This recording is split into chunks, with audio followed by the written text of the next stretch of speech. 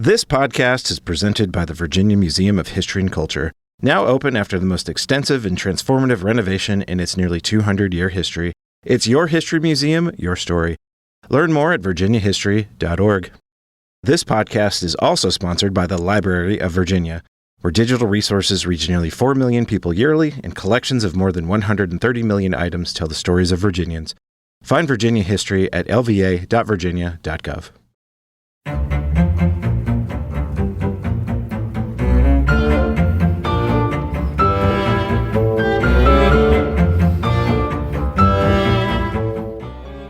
Hello and welcome to this bonus episode of How We Got Here. I'm your host, Rachel DePompa.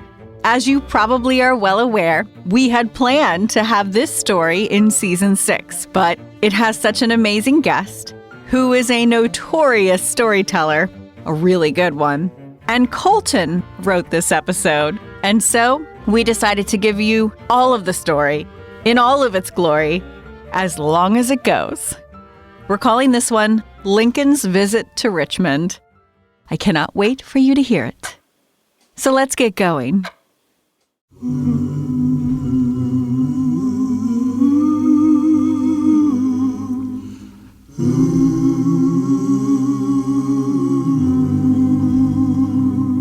The Confederate capital of Richmond is evacuated, much of the city set ablaze by those now on the run. Union troops take the city, and the bloody chess game of the Civil War tilts toward the men in blue.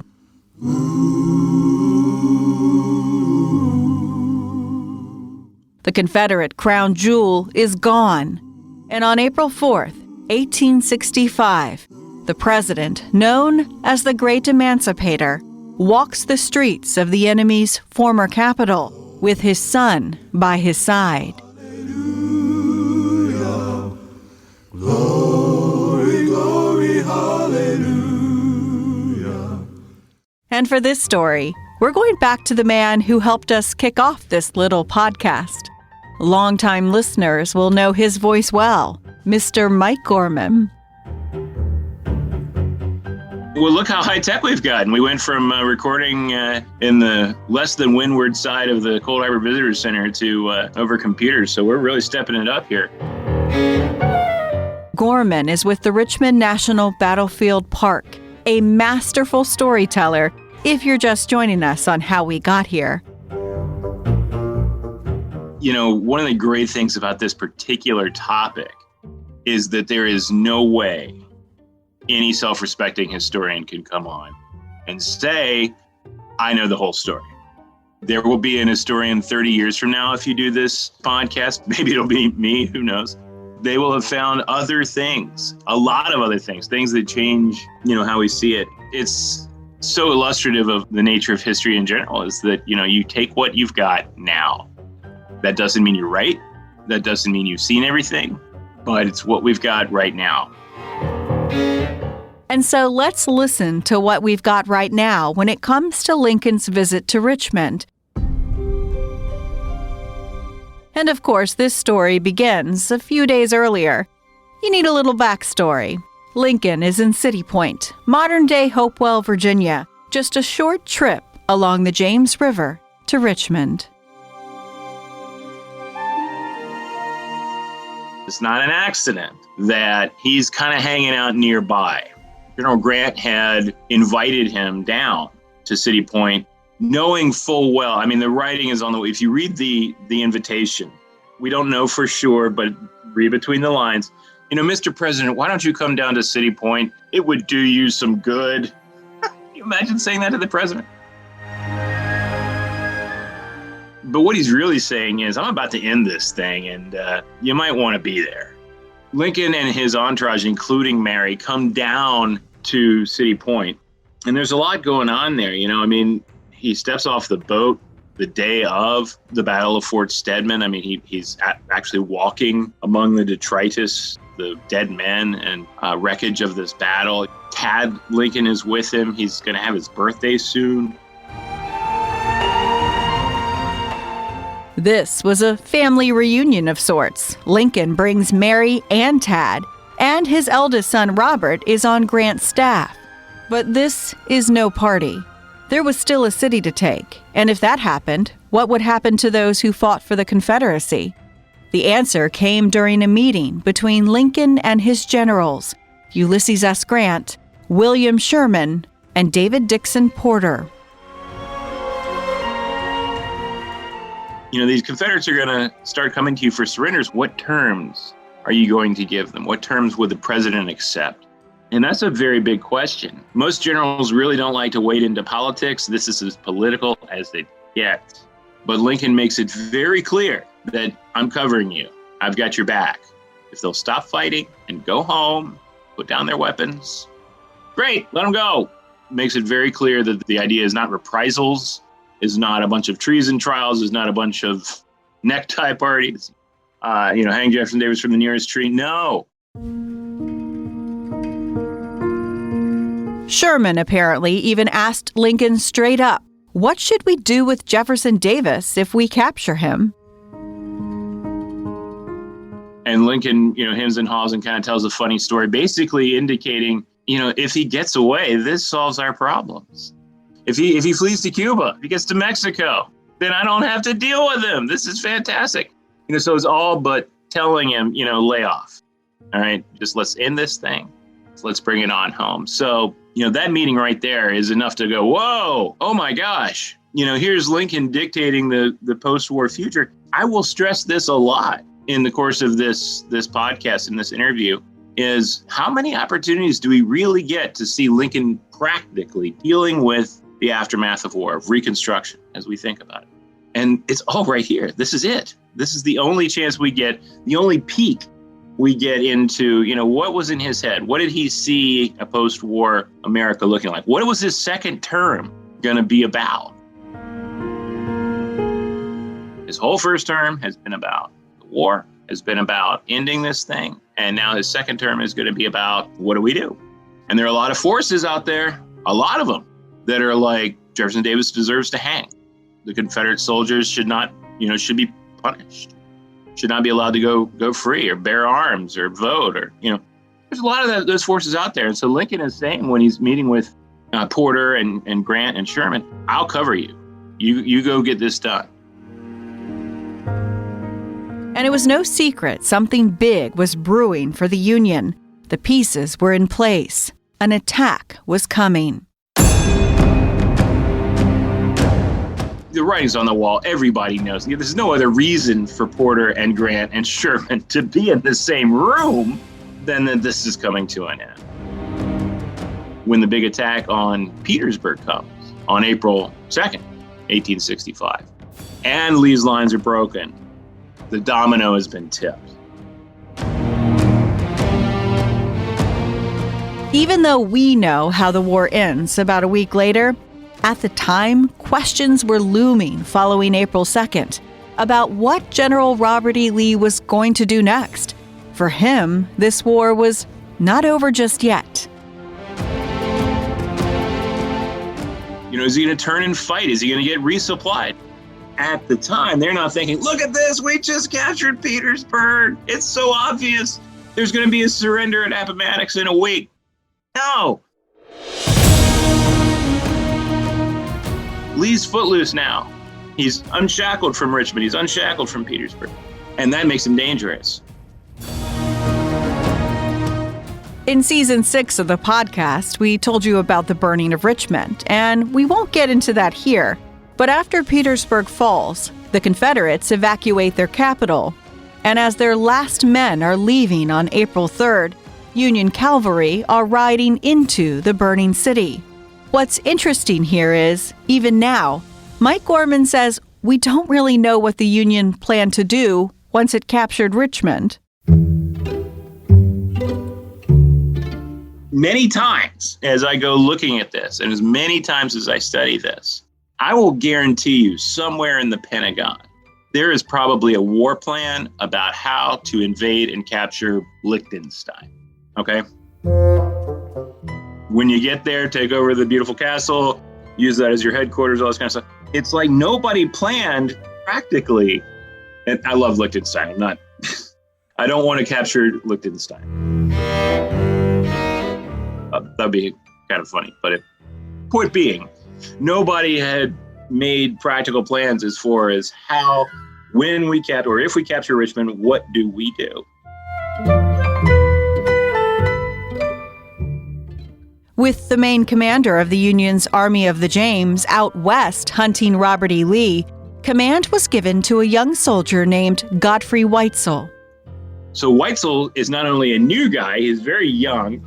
He doesn't, know what strings to pull. He's not politically connected. He's an engineer, a German engineer. And he's now riding into Richmond to take the city's surrender. Right there. When you're in your 20s and you're saying, go capture Richmond and, manage the city. What? Are you serious? I mean, I've been in those situations where you are definitely doing a job that is above your pay grade. This is about, 6 levels above his pay grade. This is a kid, and he's got the biggest job on the planet. All eyes are on him as he rides into town, takes the city's surrender, and begins to try to bring back some semblance of law and order and semblance of United States authority. Now, is he going to trip up? Oh boy, yes, he's going to trip up. And he's going to find himself increasingly without political cover. And that's going to be a big problem. But for right now, Godfrey Weitzel has captured Richmond, Virginia. People in the North are going crazy. Absolutely crazy. Newspapers couldn't be printed fast enough. Richmond's capture was in the papers in San Francisco the next day. Every telegraph wire in America hot with the news. They're going to send a telegram from Richmond, the first in 4 years, that says we're in town. We've captured the city. And the people at the War Department in D.C. are throwing their hats in the air, and Stanton is even smiling. Stanton, of course, is Edwin McMaster Stanton, Lincoln's Secretary of War. It's incredible. People are really seeing this as the moment, where things start to point inexorably towards victory. And it's Godfrey Weitzel in the chair. Lincoln is down at City Point. Gorman says Lincoln also may have agreed to take the trip to City Point to get away from the pressures he had faced in D.C. for years. Stanton wants me to do this, and Seward wants me to do that, and Congress is trying to push me in this direction. When he goes to City Point, it's just him. He's the man, right? It's almost like he's broken off and said, you know what? I'm doing this on my own. And so Stanton is hearing about these things. He's not saying this is how we should play. Lincoln is doing things, and Stanton has to respond. The first thing he does, he gets in a carriage and tours Petersburg with Grant. Not even 24 hours before, is just completely swarming with Confederate infantry, Confederate soldiers. And now here's the President of the United States. Huh? Really? He wasn't trying to hide or be sneaky or, but it just takes one guy with a rifle on a roof. And, maybe we're talking about a different future, a different America. After the tour, Lincoln returned to City Point, and news of his tour reached Secretary of War Stanton, and naturally, Stanton was concerned. So he sent a message. This is probably my favorite back and forth telegram, and it shows you the relationship, not only between the two men in a normal circumstance, but especially now. He says, I congratulate you and the nation on the glorious news in your telegram just received.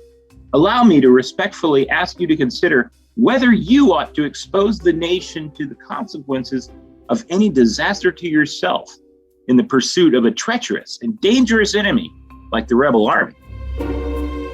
If it was a question concerning yourself only, I should not presume to say a word. Commanding generals are in the line of their duty in running such risks. But is the political head of a nation in the same condition? Very respectfully, Edwin M. Stanton, Secretary of War. So Lincoln just got that.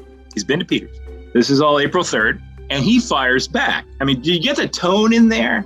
Listen to the tone. Stanton is saying, oh, Mr. President, I mean, I'm sure you're excited. I'm sure you're very wrought up in the moment, but why expose yourself to the dangers? Come on, right? And Lincoln's not missing a beat. So he fires back. 5 p.m., April 3rd. Edwin M. Stanton, Secretary of War. Thanks for your caution, but I've already been to Petersburg, stayed with General Grant an hour and a half, and returned here. It is certain that Richmond is in our hands, and I think I will go there tomorrow. I will take care of myself. A. Lincoln. Look at that. Get a little sassy. Get all sassy. Isn't Gorman just the best? This is why we invite him back over and over. Mike Gorman is amazing. So not only did Lincoln just tour the carnage in Petersburg, he planned to go to the Confederacy's former headquarters immediately after the Union took its shaky control, with a young German engineer trying to contain the chaos. Maybe this is an impulsive decision. Maybe this is just I can't go to Richmond. Everybody's like, why did Lincoln go to Richmond? Man, I put my hand on a stack of Bibles, put a gun to my head and say, tell me, Mike, why did Lincoln, what is your take? What is your take about why? I'd be like, tell my family I love them. I don't know.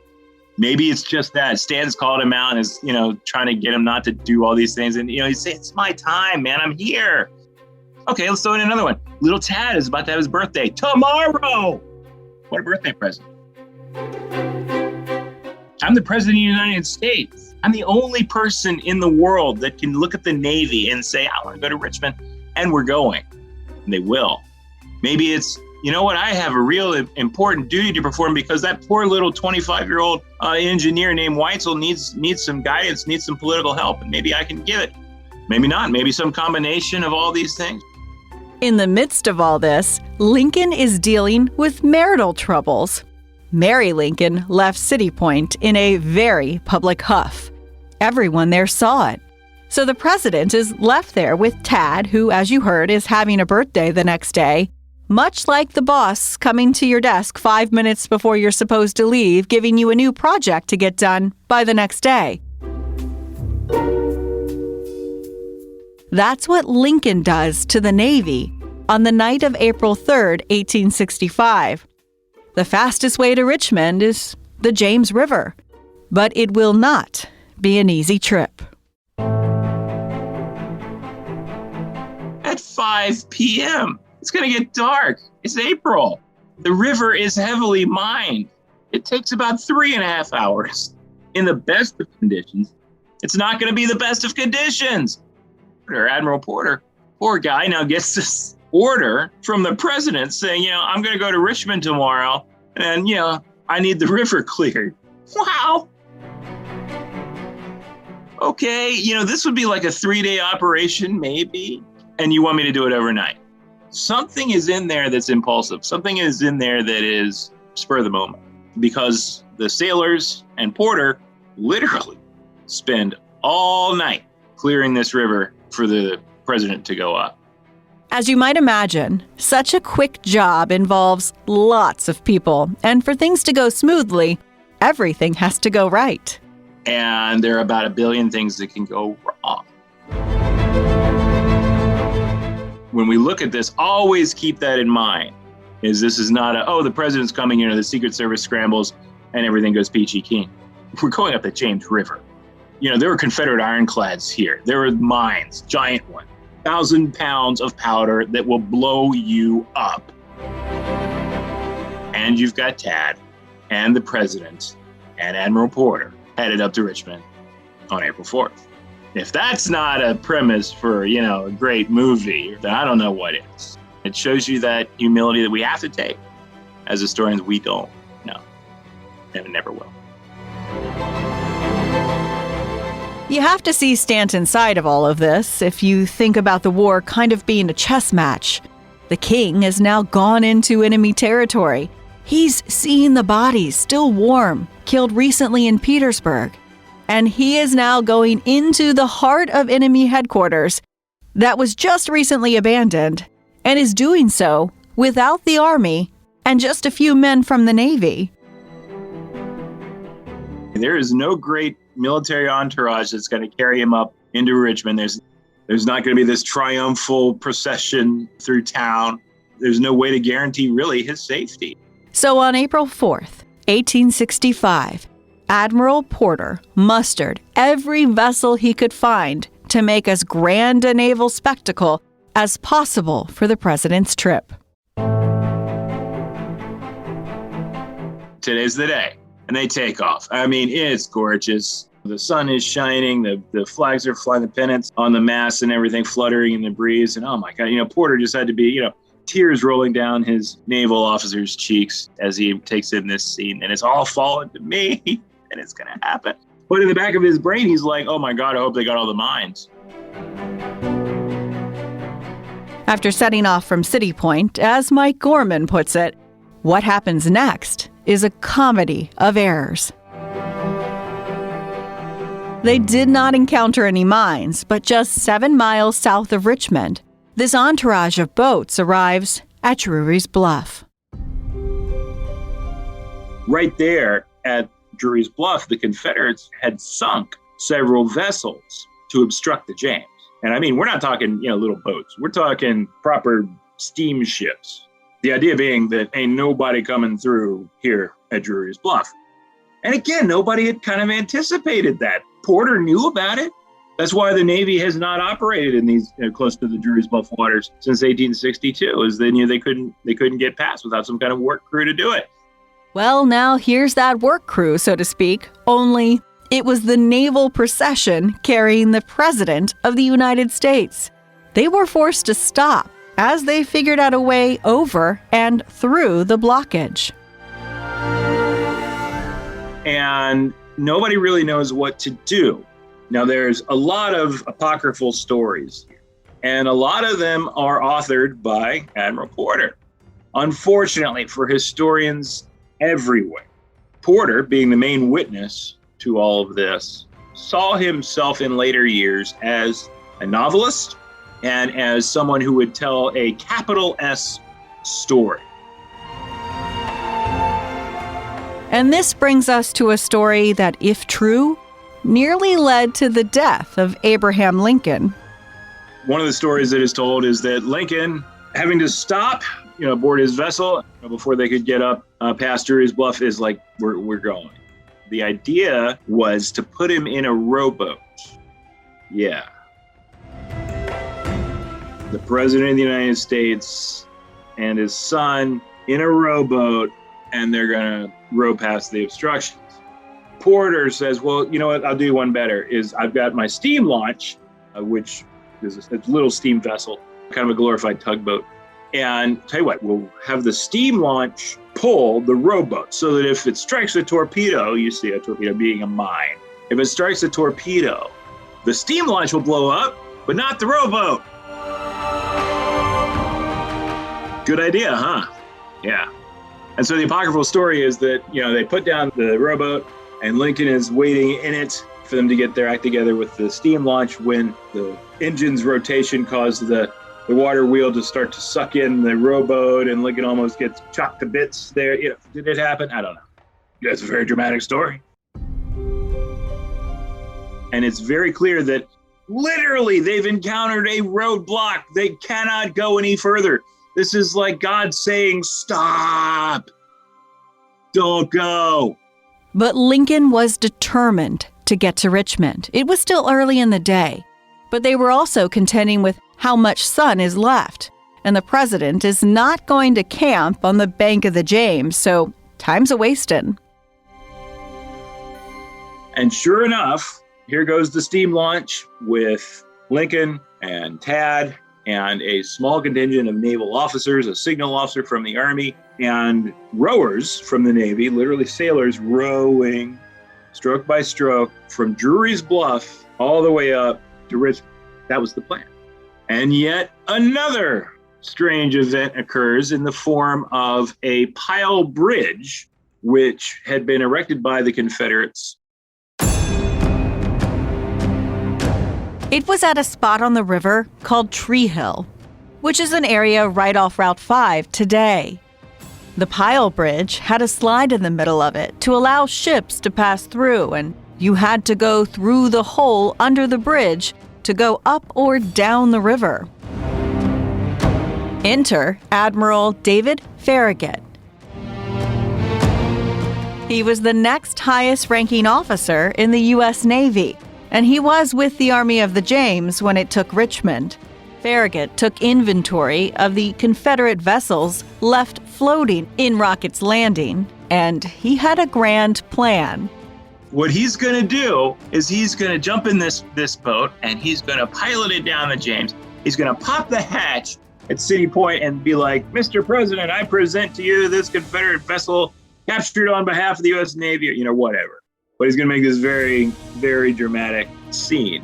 Oh, that's all cool. And he does. He jumps in the boat and he starts piloting it down the river until he encounters that pile bridge. But instead of going through the hole under the bridge, Farragut accidentally runs aground right next to it, and the ship swings over, blocking the opening, creating a closed door. Here comes Admiral Porter in his steam launch, towing the president. He can look up and he can see this, there's this vessel and it's clearly obstructing the river now. And there's a guy hailing us, "Hello, hello, hello." Oh yeah, it's Admiral Farragut. Okay. They must have broke out laughing at this. Remember, the two highest ranking officers in the U.S. Navy. And so now Porter's going to have to help him off. So Porter uses his steam launch to try and push Farragut's boat out of the way. Remember how we called this voyage a comedy of errors? Yeah. Porter's steam launch gets stuck too. Now, both admirals in the U.S. Navy have grounded their vessels, leaving the steam launch pinned against the bridge, Farragut's vessel pinning that against the bridge.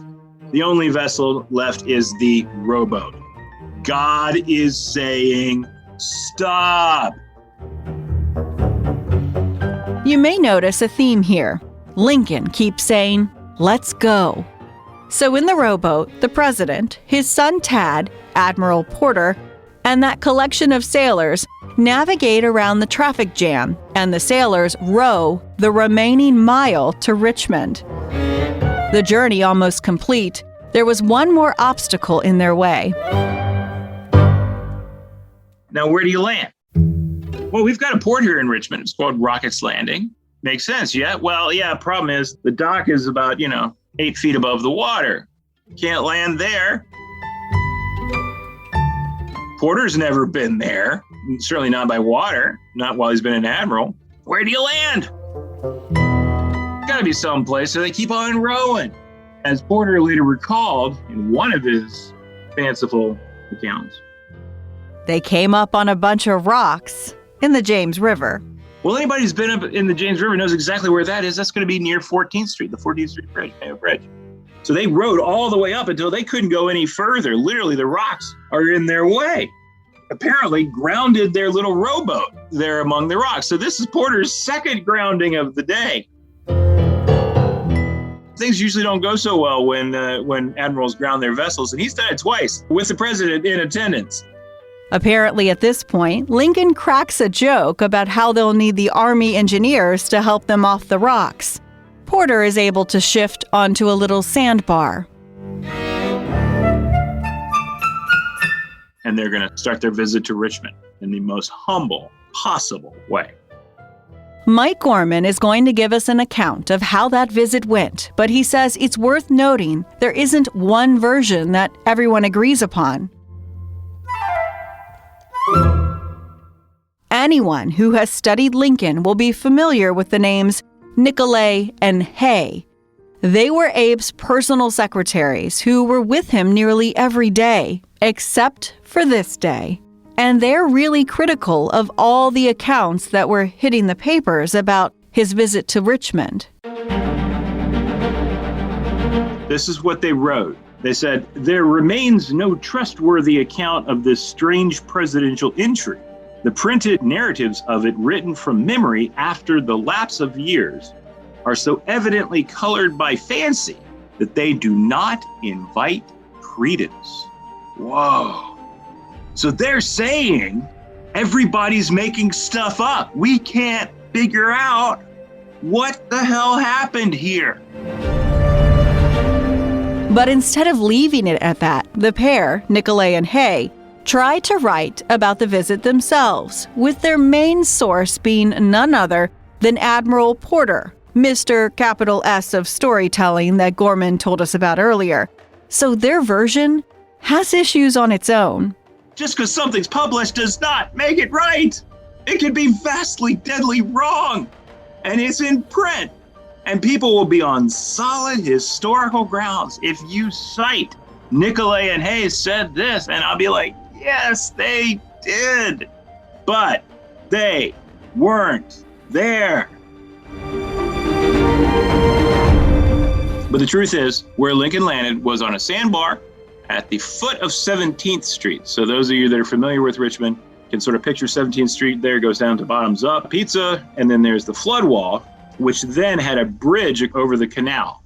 It was called a drawbridge, actually, somehow opened in the middle. And what was happening here was this is a great way to get to the James River, was to access that sandbar over that bridge. So when Lincoln lands, he's landing not just in a point where you could put a boat, a rowboat, but that you could also have access to the city. Anywhere else you'd land, you'd have to figure out a way to get from your boat to the ground and then from the ground across the canal to the city. He doesn't have to do that. They've just landed right there.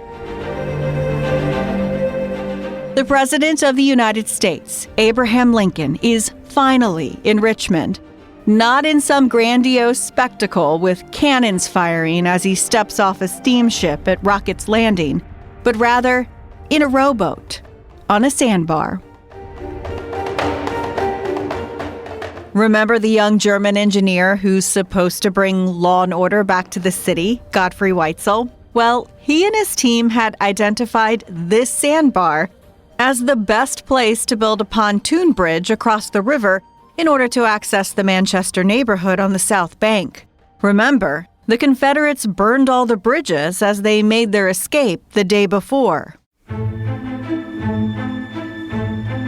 Let's sort of flip the script here and look at this from the standpoint of the formerly enslaved people in Richmond. For them, the Union Army coming in is, wow, this is the day. Look at this, we're finally free.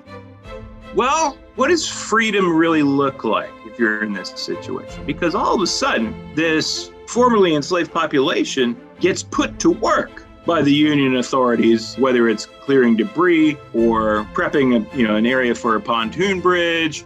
Is this freedom? Because it sure looks like the way it was before. And imagine being in that work crew that's down there, just drudgery. We're making a road, we're piling up sand, but this is just annoying. And you look over and there is Abraham. Now, if I were scripting this and turned this into a Hollywood producer, they would be like, dude, this is over the top. Calm down. You don't have to throw everything at the wall. The kid's birthday, that was enough. His wife leaving him in a huff, that's enough. The ridiculousness on the James River, come on, man. Is this going to be a 6-hour movie? Stop it. But that's exactly what happens. He runs into this work party that's down there. And Gorman says this part of the story checks out because there's someone wandering around the sandbar at this time, a reporter from Boston by the name of Charles Coffin. And he sees this boat land with a very recognizable figure stepping off. Any reporter, rule number 1, do not make yourself the story. Coffin couldn't resist. He sees this work party. There are these former slaves, and Abraham Lincoln has just landed. Maybe to some of them, he's just a crazy man on a rowboat in a top hat. I don't know. They're going about their work. Well, Coffin, too, wrote several versions of this account. However, all of his accounts are based off of, and yes, some of them do get a little fanciful and grow out the story a little bit, but they never deviate from the truth like Porter's do, because he always had his very first dispatch that he sent later that day that got published in a Boston newspaper the very next day. So they're all based on that grounding of, I saw this today. And he wrote about it that night. And he said, not far away, a lieutenant had some 40 or 50 colored men at work, laying a bridge across the canal. That's the pontoon bridge. Turning to one, I said, I suppose you were a slave. Yes, boss. Would you like to see the man who gave you your freedom, Abraham Lincoln? There he is. He leaped in wild ecstasy and tossed his hat into the air. In a moment, the entire company were shouting and running to gather around the man who had given them their freedom. I recall a Negro woman who was jumping in ecstasy, clapping her hands and shouting, glory, glory, glory. She could find no other words. We who have always had our liberty, we cold-blooded Anglo-Americans, can have no adequate realization of the ecstasy of that moment on the part of these colored people of Richmond. They were drunk with ecstasy. They leaped in the air, hugged and kissed one another, surged around the little group in a wild delirium of joy, and they would gladly have prostrated themselves before him, allowed him to walk on their bodies, if by doing so they could have expressed their joy.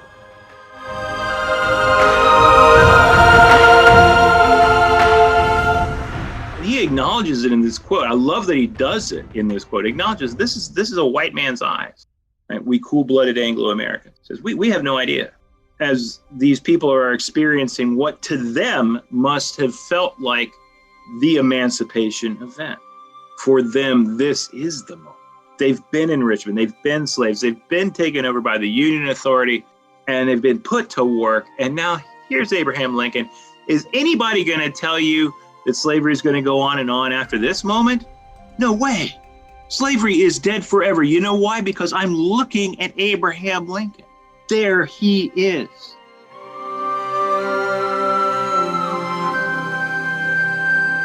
So it becomes their event now, as much as Porter's event, as much as Coffin's event.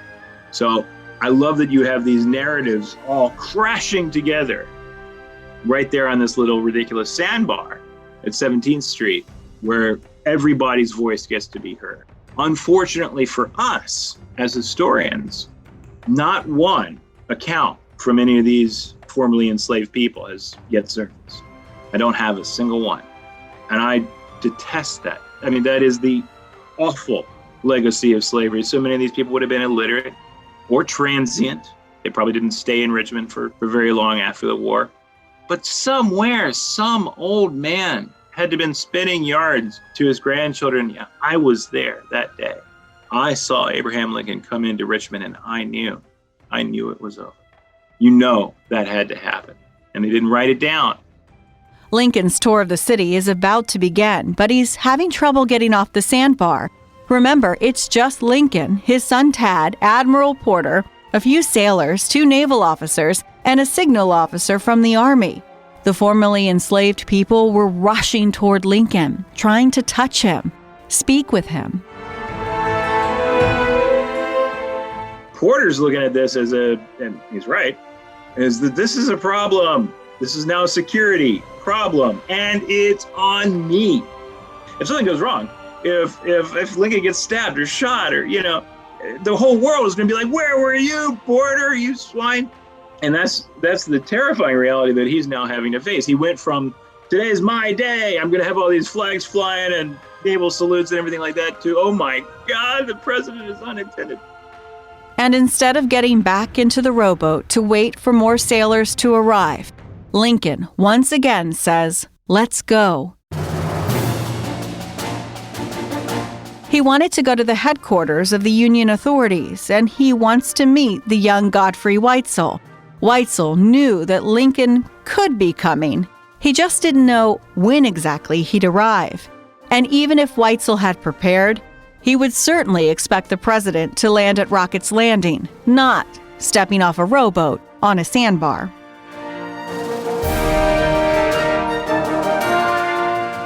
So he was completely flat-footed.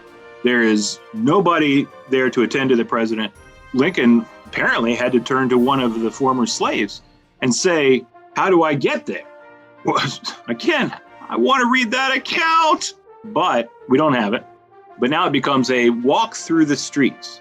Now, if we thought this was kind of an isolated event down at the sandbar, as they push up 17th Street to Main Street, they're going to the market. What we think of as the farmer's market today was this rather large structure in which anything that could be sold in Richmond was being sold. And remember, the people of Richmond didn't have a whole lot of stuff. So when the Union Army comes in and they start setting up the market stalls and everything like that, all of a sudden, there's stuff. So when Lincoln walks up to Main Street, it's like going to the mall circa 1981. Everybody's there, and everybody's going to see him. And it becomes their story, too. And for their story, we turn back to the account from the journalist, Charles Coffin. Coffin tells us this in an unpublished letter, but he said, we landed a short distance above the Libby prison. For those of you that are following along, historian tip number one, when you get a location clue like that, there you go. Doesn't say anything about Rocket's Landing, says we landed above, meaning upriver from Libby prison, which was at 20th and Care. So there's that sandbar. We landed a short distance above the Libby, crossed the canal, and walked straight to Main Street. Up that, and when he says up, he means upriver, so we're going west. Then Mr. Lincoln leading Tad by his left hand, Admiral Porter at his right. Myself at his left, part of the time leading Tad, who had hard work to get along in the crowd. Remember, they're all pushing in. This little boy is having a hard time with it. Captain Pearson of the Army and our other officer, I don't know who, came next. Then 6 more sailors with carbines. This is the order. And he even made this little sketch map and showed us, exactly where everybody was. It said Lincoln wore his overcoat, which was quite long and reached below the knees, and a stovepipe hat. His servant followed with a shawl on his arm. Those, I believe, are all the persons in this party. His servant followed with a shawl on his arm. Who is that? I want to hear from that guy.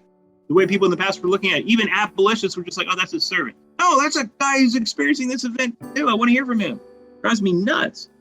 But it's cool that letter was written to Thomas Nast, who was a cartoonist who was developing a print of this event. And Nast, to his credit, wanted to get it right. So he sought out Coffin and got him to tell him. And that's what I was just reading to you. So he's being visually descriptive. And I love that.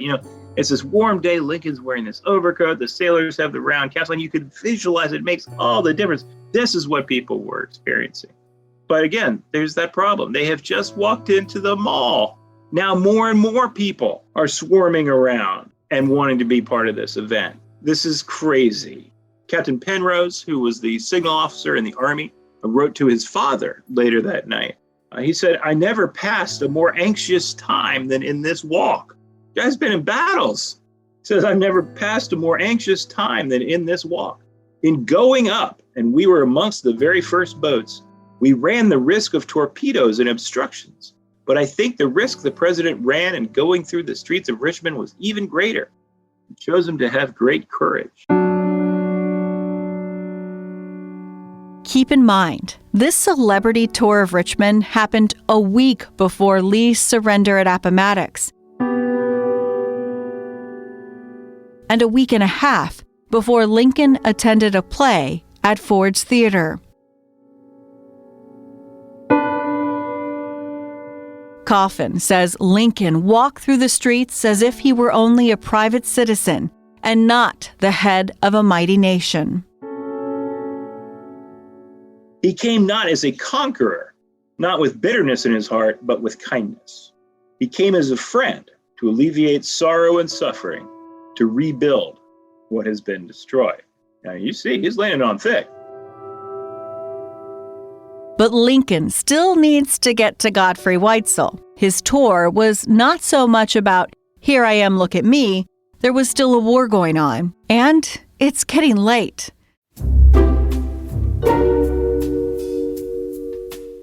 They're turning onto Main Street and looking west, and you can see the ruins that the Confederates have left behind when they set fire to their warehouses and it got out of control. The area that Lincoln is going to be walking towards is called the Burned District. So it's nothing but ruins, and it's very, very, very dangerous. Even Porter is definitely not going to say, oh, let's walk the president through these ruins. And, one falling brick could brain the president and then, it's on him. So he's not having any of this. At the market, they're going to cut up onto Franklin Street. And those of you that are familiar with Richmond, you know that there are several side streets there that flank where the market had been, and you can get up to Franklin rather easily.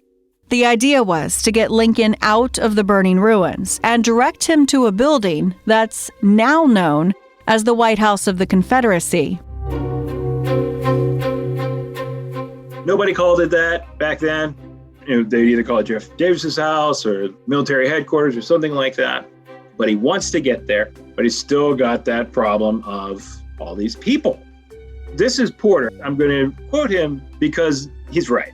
Even the devil gets his due. But he says, no electric wire could have carried the news of the president's arrival sooner than it was circulated through Richmond. As far as the eye could see, the streets were alive with Negroes and poor whites rushing in our direction. And the crowd increased so fast that I had to surround the president with the sailors with fixed bayonets to keep them off. They all wanted to shake hands with Mr. Lincoln or his coattail, or even to kneel down and kiss his boots. For the first time, I realized the danger in which the president was placed. Oh, yeah? The way Porter is looking at this is panic. This is terrible. He won't let me stop and go back. Somewhere along Franklin Street, something happens. Mike Gorman again quotes from the journalist Charles Coffin. We reached the base of the hill upon which stands the Capitol. Mr. Lincoln was wearing his overcoat. The afternoon was warm, the sun shining, and he halted for a brief rest. The crowd had greatly increased. A cavalryman dashed away to General Shepley's headquarters for an escort. Well, there you go. Somebody saw him finally. While thus halting, an aged Negro wearing a few rags, barefooted, without a coat, his tattered garments made from gunny cloth, whose white, crisp hair appeared through his crownless straw hat, which he lifted from his head and half kneeling, with clasped hands, gave utterance to the benediction, "May the good Lord bless and keep you safe, Massa President Lincoln." The president lifted his own hat from his head and bowed to the old man. It was a bow which upset the forms, laws, customs, and ceremonies of centuries. It was a death shock to chivalry and a mortal wound to caste. The moisture gathered in his eyes. He wiped it away, and the procession moved.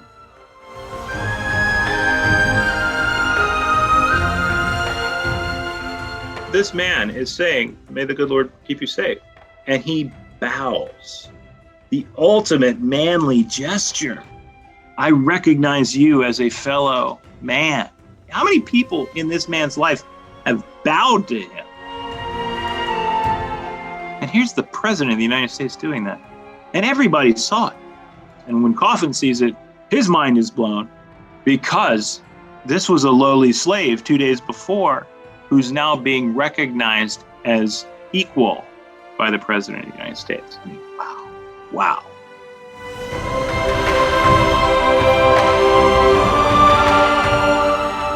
Coffin says the moisture gathered in his eyes. He begins to cry. His son's hand right there in his little Tad, it's his birthday. This man sees him as, a Messiah, and, whoa. How could I coach an actor and say, okay, here's how you play this. Here's the emotion that you're going to latch onto. No man has done this. So when he's saying the moisture gathered in his eyes, yeah, it would me too. A moment documented in history I never knew. A moment we should all know. I warned you, Mike Gorman was the best, didn't I? At this point, Lincoln has finally been recognized by military authorities close to the Capitol, and he's taken to his destination. And now he's at the former White House of the Confederacy. In case the symbolism wasn't thick enough, oh boy. I'll also say that whatever Lincoln thought he was going to be doing here today, it's going to change. And it's going to change pretty dramatically once he gets inside. And that's because of who he's going to spontaneously meet inside that White House. We talked about these narratives colliding. All of these formerly enslaved people have been following the whole way. I mean, in their minds, the music is swelling, and this is, he's going to the White House. Oh my gosh, he's climbing the steps. Jefferson Davis is gone. Slavery is dead forever. I mean, you can really get that. Whoa, looking at this, what would this mean to you? It's so rife with visual symbolism. At this point, thousands upon thousands of people are gathered to see Lincoln ascend those steps. Once he gets to the door, he turns around and bows to the entire crowd. Remember what happened when he bowed to one? And he's acknowledging everybody. Everybody in that crowd was feeling, for the first time, somebody acknowledged me as a man, and it was Abraham Lincoln. Whoa. And he goes into the White House of the Confederacy. Once inside, he's put in a reception area, a tiny room with a chair, and all Lincoln wants is a glass of water. We're assuming that at one point an officer ran up to Weitzel telling him President Lincoln is waiting for him in Jefferson Davis's house, and Weitzel gets there as fast as possible. Meanwhile, Lincoln is just sitting in a room waiting. Staff officers uncork some bottles and put them in a room on the other side of the house. All the white officers are flocking in. They want to shake Lincoln's hand or anything. Clearly, the staff officers are redirecting them. Yes, and go into the dining room, have yourself a drink. And, it's like Lincoln is sort of just off by himself. Lincoln was recuperating from his journey up the James and through the streets of Richmond. During this time, one Union officer got in touch with a man named Judge John Campbell, who was the Assistant Confederate Secretary of War. But prior to the war, he was on the U.S. Supreme Court. When the South seceded, he stayed in town. Now, he's playing it kind of close to the vest. The rest of the Confederates have evacuated. He's left behind. He looks like a pretty high up kind of individual, and everybody knows who he is. Does he have some kind of mandate from Davis? Does he have some kind of, here are the terms that we might accept? He's really playing it cagey. Judge Campbell apparently has an idea. He says if he can meet with the president, he can help negotiate the end of the war. So when Lincoln is just sitting in Jefferson Davis's house, Campbell is summoned. Everybody's crowding in, and now here comes Campbell, former Confederate, asked for an audience with Lincoln. Now, this could have been purely a social affair while we wait for Weitzel. Weitzel clatters up. You can just imagine his embarrassment going through that door. There's this house full of people. One of whom is the President of the United States. There's Admiral Porter. There's Admiral Farragut. There's generals everywhere. Oh God, I'm so out of my element, And the president is like, I've got this Campbell here. Will you come with me as witness to whatever's going to happen here? They go into the drawing room and close the door.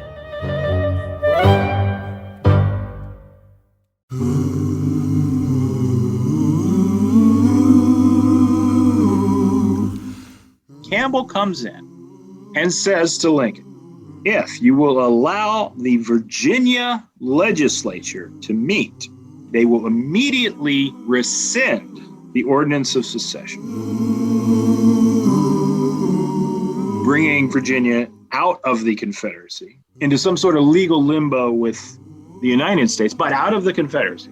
And thereupon, every Virginian in the Army would have no more legal recourse to continue to fight. Remember, this is a lawyer. This is a judge, a Supreme Court justice. How's he looking at it? Legally. Bring in the legislature. They rescind the Ordinance of Secession. Lee and the Virginians in the Army have no legal basis upon which to resist. They lay down their arms. The Army of Northern Virginia melts away. Boom! Virginia's back into the Union. The bloodshed stops, and we will have peace. And that is music to Lincoln's ears, even more so at this particular moment. Glory, glory, hallelujah. With all of those emotions, what has he seen? The rowboat, the obstructions, the ruined city, that's been a thorn in his side since 1861 is now piles of brick. And now he's got this crowd that's followed him all the way up here, indicating to him, you're our deliverer, you're our savior, this is our emancipation event. What are you gonna do? And now he's getting this idea from Campbell that I can do something that will end this damn war. Remember, Lee's army is still on the field. The word Appomattox is just a town on a map. John Wilkes Booth was just an actor, not a villain. The longer the war rages on, the more bodies pile up. Hundreds of thousands had already died. And Lincoln is brought this offer from a former justice on the U.S. Supreme Court.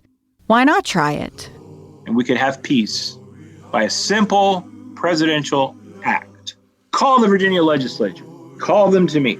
Weitzel chimes in and says they were trying to meet, and that all you'll have to do is just give them free passage, and they're going to come right on in. And I've heard from several of these guys, these prominent men in Richmond, they want this to happen. Lincoln loves the idea and says, let's talk about it more tomorrow. And so he's going to arrange for this meeting with these prominent men. Doesn't say who. But these prominent men and Lincoln are going to meet tomorrow aboard the formerly grounded USS Malvern, which has now come up to Rocket's Landing.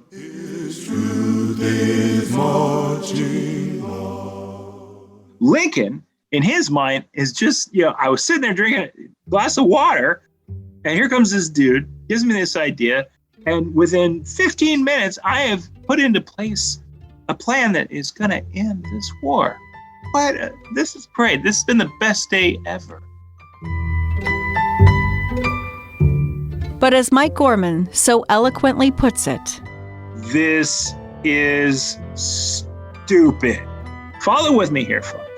If the legislature can meet, you have just recognized a rebel body as legitimate.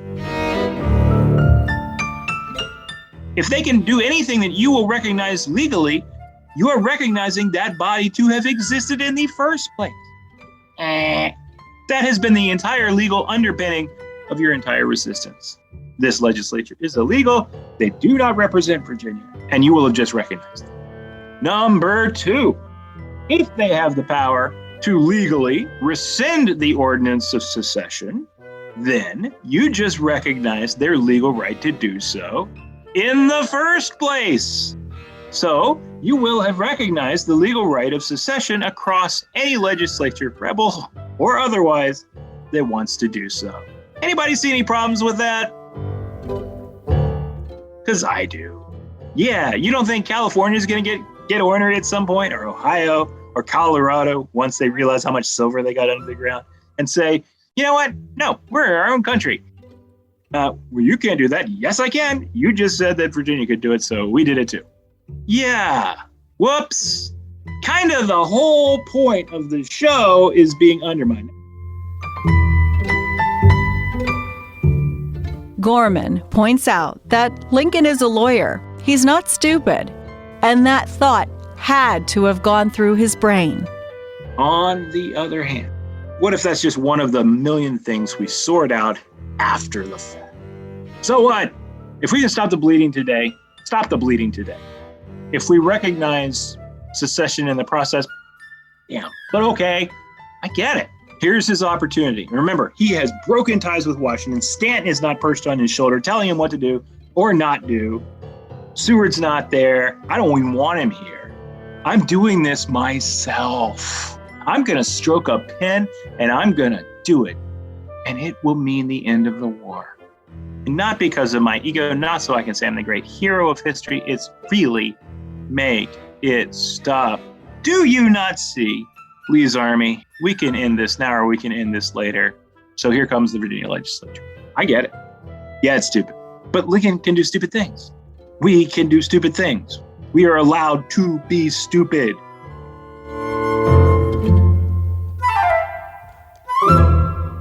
Nonetheless, April 4th, 1865 ends with President Lincoln taking a tour of Richmond, the details of which still aren't clear. He arrived at Rocket's Landing, spending the night on the USS Malvern. So the morning dawns. The Malvern is still in the river, and this is when you're going to have Campbell meet with Lincoln again with his prominent men, which turns out to be one man, Gustavus Myers, a local attorney. President Lincoln came prepared, laying out his terms. You want to do this, there can be no retreating from the Emancipation Proclamation. You come back into the Union, you lay down your arms. That's it. We're not doing this conditional. It is interesting that he mentioned specifically the Emancipation Proclamation and not the upcoming 13th and 14th Amendments, kind of dangling a potential carrot that if you come in, you might be able to vote to block the passage. Now, is that really practical? No. It was going to pass.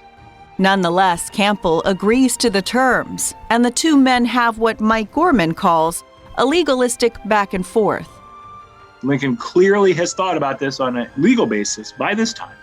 And when they leave, Campbell and Weitzel are working together to make this happen. And Lincoln feels like, I've done it. I have made a situation happen that might end the war. Lincoln will then get in another boat and go back to City Point.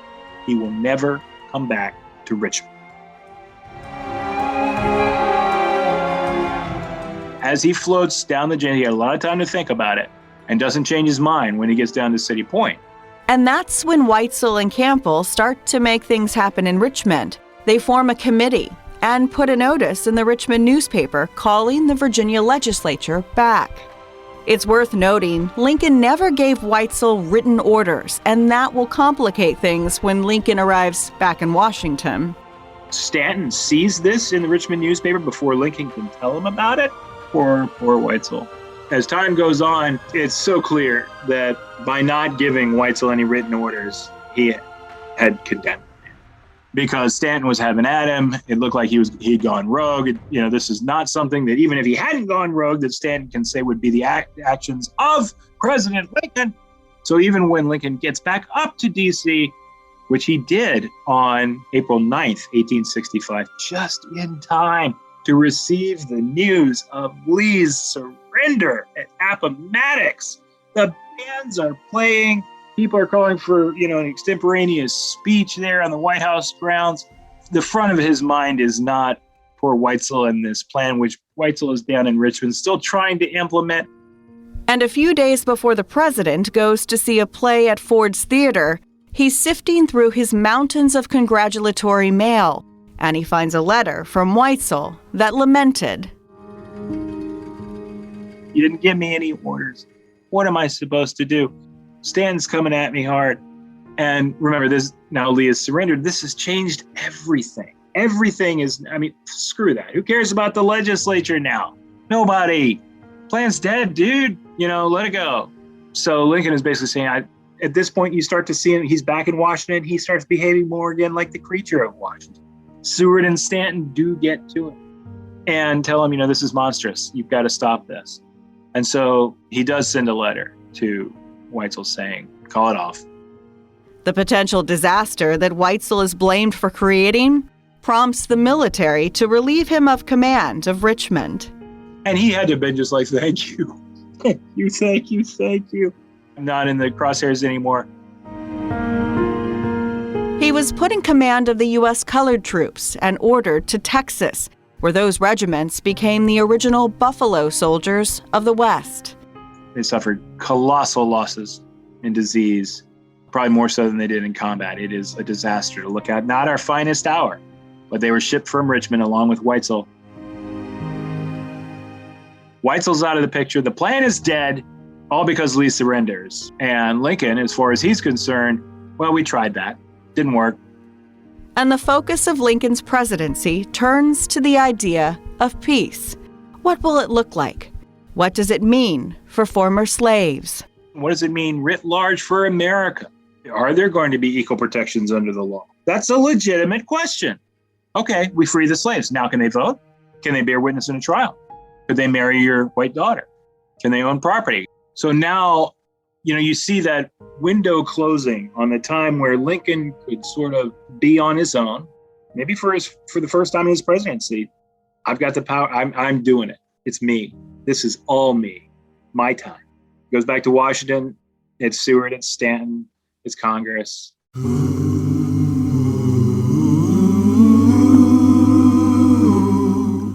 But for that brief, maybe week tops, we see Lincoln behaving like a man, not as Abraham Lincoln, war scored 7 years ago. No, a guy whose wife leaves him in a hut,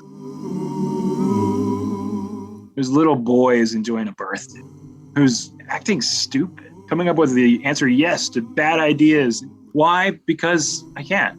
And that is what is compelling. In the end, what comes out of this meeting? Nothing, except for Weitzel's damaged and destroyed career. We can't say this led to any kind of great change or great epiphany. It's the only chance we ever get to see Lincoln do Reconstruction. And not with his cabinet, not with Lincoln surrounded by Washington creatures. Lincoln himself. Here's what I want. And what do you see? Over and over again, it's bloodless. It is potentially legalistic, ill thought out, spur of the moment. Maybe that's who he was at heart. Maybe Seward and Stanton were important to reining in those tendencies. But it's our only chance to see the different America that Lincoln had in mind when Richmond fell and before Lee surrendered. When people ask me, what's this all about? That's it. It's not what happens. It's what you see. It's the impression that you get. His truth is marching on. It's an incredible impression. And it all happens right here in Richmond.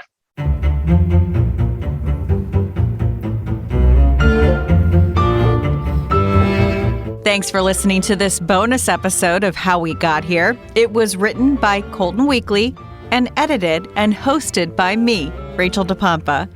Many, many thanks to phenomenal guest Mike Gorman with the Richmond National Battlefield Park. Also, thank you to executive producer Colton Weekly. Our usual partner in podcast crime, Kate Albright, has moved on to bigger and better things. She got a new job, everyone. Congratulations to her, and we thank Kate for all of her help and guidance on these many seasons. This podcast is recorded by WWBT NBC 12 in Richmond, Virginia. If you have a question or comment, email us at howwegothere@NBC12.com. Follow us on Instagram, HowWeGotHereVA. If you use Apple Podcasts, please rate and review us. It really does help others find us. And we do hope to be back in your life sometime soon.